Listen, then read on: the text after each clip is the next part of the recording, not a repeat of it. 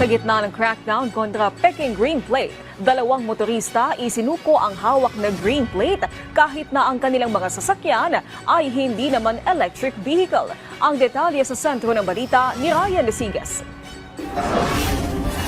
May nasampulan na ang PNP Highway Patrol Group na mga motorista gumagamit ng Peking Green Plate para lang makaiwas sa number coding scheme. Nasa kustudiya na ng PNP HPG ang isang SUV at isang pick-up na kusang isinuko ng may-ari.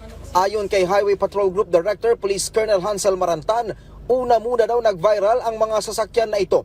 Ilang araw lamang ito matapos magbabala ang PNP HPG laban sa mga nagkukunwaring green plate holder kahit ang totoo hindi naman. Both were found using green license plates which are exclusively issued to gasoline-powered vehicles. Upon verification, the owners presented ORCR and sales documents and acknowledged the discrepancy. As a result, they voluntarily surrendered the plates to our operatives. Depensa ng may-ari ng sasakyan, ang naturang plaka ay ibinigay lang sa kanila ng kasa. Nagulat din daw siya kung bakit green plate ang ibinigay sa kanya gayong hindi naman electric vehicle ang nabili niya. I think this is just matter of an error. Wala talagang nag-alok sa amin to purchase such a green plate. I don't intend to do that because like I said, we can use another car kung meron kaming kailangan for a Wednesday. Ang Land Transportation Office o LTO agad magkakasa ng malalimang investigasyon. Malabas na based on record, hindi siya green plate.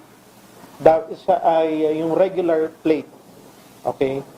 So, merong pagkakamali dito.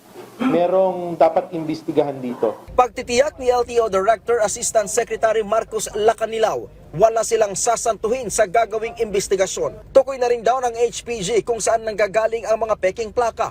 At base sa impormasyon na natatanggap nila, nasa 15 hanggang 30,000 piso ang bentahan nito. Tiniyak naman ng HPG na hindi sila titigil hanggat hindi nauubos ang mga pasaway na motorista na gumagamit ng Peking Green Plate para lang makaiwas sa number coding scheme. So malinaw talaga na merong focus na nangyari.